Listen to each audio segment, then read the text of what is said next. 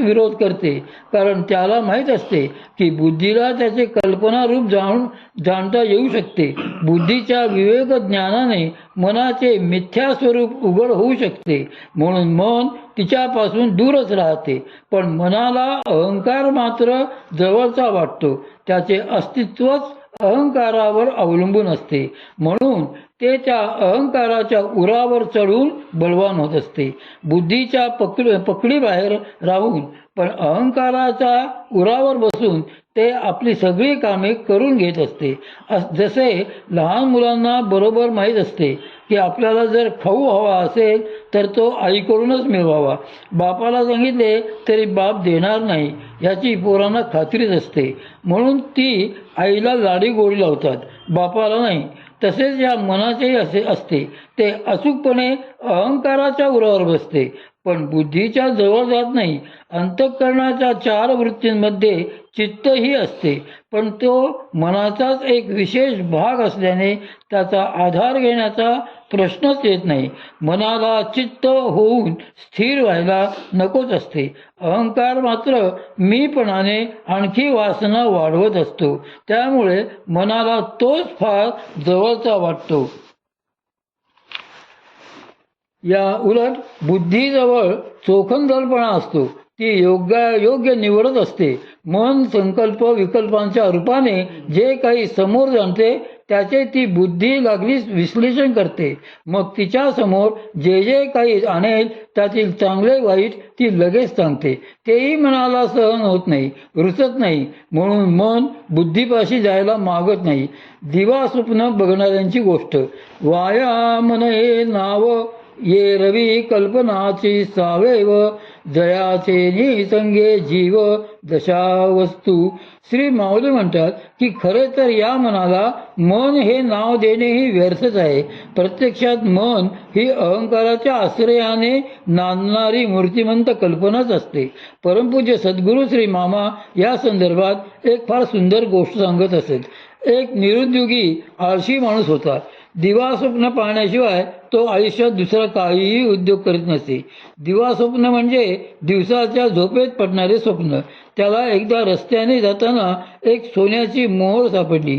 ती मोहर घेऊन तो घरी आला व बायकोला ती मोहर दाखवून म्हणाला, बघ, मला ही मोहर सापडली आहे.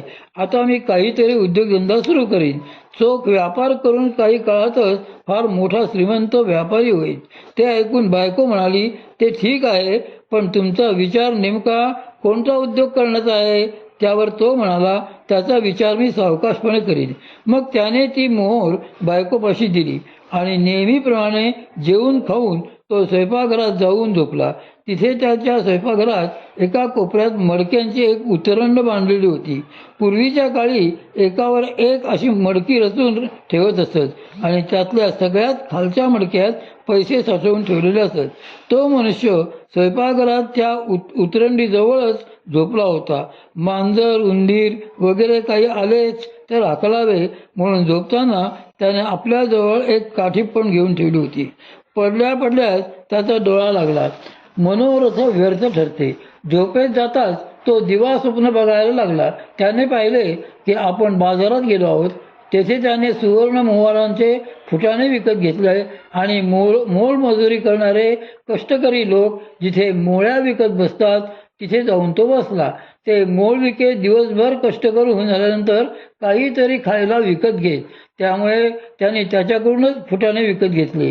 तो त्यांना म्हणाला, तुम्ही मला या फुटाण्याचे पैसे देण्याऐवजी तुमच्या मोळ्यातली काही लाकडेच द्या. मग त्याने थोडे फुटाणे विकून जमलेल्या लाकडांची एकत्र मोठी मोळी केली आणि ती बाजारात विकून दुप्पट पैसे मिळवले. दुसऱ्या दिवशी पुन्हा त्याने त्या पैशाचे फुटाणे विकत घेतले. ते विकून लाकडे जमवून तीही विकली व आणखी पैसे मिळवले. असे करता करता लाकडे विकायचे सोडून तो भाजी बाजारात आला. तिथे भाजी विकायला लागला. कालांतराने तो किराणा माल विकायला लागला. अशा रीतीने एकाच वर्षात तो एवढा श्रीमंत झाला की विचारता सोय नाही. मग पुढे त्याच स्वप्नात त्याने पाहिले की आपल्याजवळ खूप पैसा साचलेला आहे. आपली मुले मोठी झाली असून ती आपल्या संपत्तीकरता आपापसात भांडत आहेत.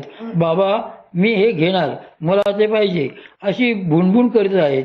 त्यामुळे त्याने स्वप्नातच असा विचार केला की मुले जर अशी आपापसात भांडणार असतील तर मी त्यांना खडसावून विचारीन की मीच एकट्याने कष्ट काढले आहेत, तुम्ही एकाने तरी त्यासाठी हातभार लावलेला आहे काय? तुम्ही फक्त माझ्या पैशावर टिपून बसलेला आहात. त्यानंतर पुढे त्याने स्वप्नातच असेही ठरवले की आपण पोरांना असे खडसावल्यानंतरही जर त्यातला कोणी काही शब्द काढलास तर मग आपण त्याच्या टाळक्यात सोटा मारू. असा विचार करीत त्याने झोपेतच आपल्या शेजारची काठी उचलून स्वप्नातल्या आपल्या एका पोराला आणली. तो फटका नेमका त्या उचरंडीवरच बसला आणि सगळी मडकी धाड धाड आवाज करीत खाली पडून फुटली. त्या आवाजाने तो खडबडून जागा झाला. काही वेळाने त्याच्या लक्षात आले की आपणच आपली मडकी फोडलेली आहेत. तेवढ्यात त्याची बायकोही सांगत आली की अहो, सोन्याची मोहर म्हणून तुम्ही ते जे आणले तो एक पितळेचा गोल तुकडा होता. त्याचे सगळेच मनोरथ त्यामुळे अगदी मुळासकट व्यर्थ ठरले. मनोरथांच्या उतरंडी. आपले मन हे असे असते. मनोरथांच्या उतरंडी उतरीरची असे श्री माऊलींनी त्याचे मार्मिक वर्णन केलेले आहे. ते संकल्प विकल्पाने एकावर एक मनोरथांच्या उतरंडी रचत असतात. जसे समोरच्या माणसाला स्केचपेनने मिशा काढायला हव्यात तो संकल्प आणि लगेचच त्याला जर ते आवडले नाही तर हा विकल्प, असे संकल्प विकल्पाचे अनेक इमले ते मन रचत असते. श्री माऊली पुढे म्हणतात की जे प्रवृत्तीच मूळ कामा जयाचे बळ, जे अखंड सुये सळ अहंकारासी. प्रवृत्ती म्हणजे प्रपंचाकडे धावणारी वृत्ती, हे मनच तिचे मूळ असते. काम म्हणजे इच्छा, इच्छेला मनाचेच बळ असते. मन हे प्रवृत्तीचे मूळ असल्याने मनामुळे वासना वाढतात आणि वासनांमुळे जीव पुन्हा पुन्हा मायेच्या चक्रात ओढला जातो. मन हे मायेला पोषकच असते. मन हे अहंकाराच्या उरावर बसून कायम वासनांनाच वाढवीत असते. परमपूज्य सद्गुरू श्री मामा सांगत की हे मन अहंकाराला कितीही छळत असले तरी त्याला ते आपल्यापेक्षा वेगळे वाटत नसते. ते आपले जवळचे आप्त आहे असेच त्याला वाटत असते. जसे कितीही काळे बेंद्रे बावळे पोर असले तरी आईला ते प्रियच असते, तशीच अहंकारालाही मनाची फार आवडी असते. त्यामुळे अहंकार मनाला कधीच दूर लोटत नसतो. तो मनाचे सगळे त्रास सहन करतो आणि मनही त्याला कायम इमानी इतबारे त्रास देत राहते. भाडेकरू आणि पोरे या संदर्भात परमपूज्य सद्गुरू श्री मामा एक मोठी गमतीशीर गोष्टही सांगत. एकदा एका घरमालकाकडे घर भाड्याने हवे म्हणून ते बघण्यासाठी एक मनुष्य आला. त्याच्यासोबत त्याचे 7-8 मुलांचे लठंबर होते. तेही सगळे आले. घर मालकाने त्यांना सगळे घर फिरून दाखवले. एवढ्यात त्या माणसाला बाहेरून पोरांचा मोठा गलबला ऐकू आला. तो वैतागून म्हणाला, तुमच्या घरात ही काय कटकट आहे? येथे बाहेर जर एवढा गोंधळ होत असेल तर हे घर भाड्याने घेणे मला जमणार नाही. त्यावर तो घरमालक आश्चर्याने म्हणाला, अहो, पण ही बाहेर अंगणात दंगा करणारी पोरे माझ्या घरातही नाहीत हो. कोण हा गोंधळ आहे ते बघितले पाहिजे. असे म्हणून घरमालकाने गॅलरीतून खाली पाहिले व तो त्या मनुष्याला म्हणाला, अहो, ही तर तुमच्याच बरोबर आलेली मुले आहेत. तीच खाली अंगणात दुरगूस घालीत आहेत. त्यावर तो घर बघायला आलेला माणूस एकदम खुशीने म्हणाला, हो का, वा, मोठी खेळकर मुले आहेत हो माझी, चालू दे चालू दे.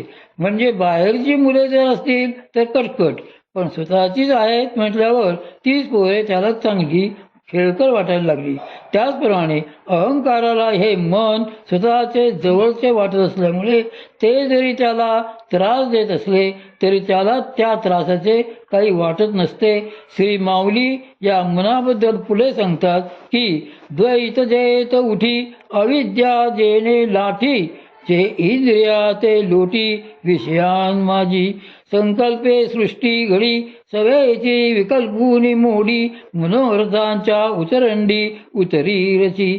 जे भूलीचे कुवर वायू तत्वाचे अंतर बुद्धीचे द्वार झाकविले जेणे केवळ ज्याच्यामुळे द्वैत भासते, ज्याच्या योगाने अविद्या दृढ होते, जे इंद्रियांना विषयांमध्ये ढकलते, तेच मन संकल्पाने सृष्टी रचते आणि विकल्पाने लगेच ती मोडतेही.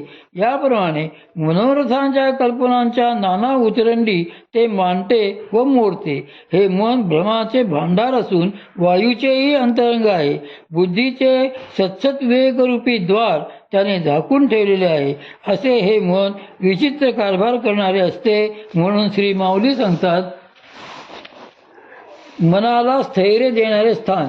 श्री माऊलींनी मनाची ही जी गुणसंपदा वर्णिलेली आहे, त्यात मनाचा आणखी एक गुण खुबिले असं सांगितलेलं आहे की हे मन एके ठिकाणी काही स्थिर राहत नाही, शिवाय ते प्रचंड गतीने प्रवास करीत असते. समजा आपले एखादे नातेवाईक मुंबईला राहत आहेत, तर पुण्यातून आपल्याला तेथे बसने पोहोचायला किती वेळ लागेल, पण आपले मन मात्र क्षणात तेथे पोहोचू शकते. म्हणूनच श्री माऊली वर्णन करतात की वायुतत्वाचे अंतर असेच ते मन आहे. बुद्धीचे द्वार झुकवीत असलेले हे मन एका ठिकाणी कधीच स्थिर राहत नाही. सारखे येथे जा तेथे जा असे त्या मनाचे चाललेले असते आणि ते वायुवेगाहूनही अधिक गतीने धावत असते. पण त्या अस्थिर मनालाही न राहतया ते राहावी अशा आपल्या सामर्थ्याने ती भगवती शक्ती स्थिर करीत असते. स्वतःच्या चंचल मनाच्या आहारी जाऊन प्रापंचिक काम इच्छा घेऊन एखादा जरी अशा स्थानी आला तरी सुद्धा ते विशुद्ध असे स्थान त्याला तेथे स्थिर करतेच. हा त्या स्थानाचा महिमा असतो. त्या मनुष्यालाही मग कारण नसताना असे वाटू लागते की आपणच येथेच राहायला पाहिजे.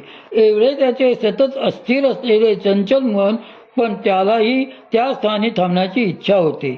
ऐसेनी न राहत याते राहावी भ्रमतया ते बैसवी. आता यातील भ्रमतया म्हणजे भ्रमण करणारे कोण असते आणि त्याला भगवती शक्ती स्थिर कशी करते. उगाच या जागी त्या जागी करणारा जो साधक असेल त्यालाही ती शक्ती एके ठाई स्थिर कशी बसवते हे सारे आपण उद्या पाहूया. अवधूत चिंतन श्री गुरुदेव दत्त.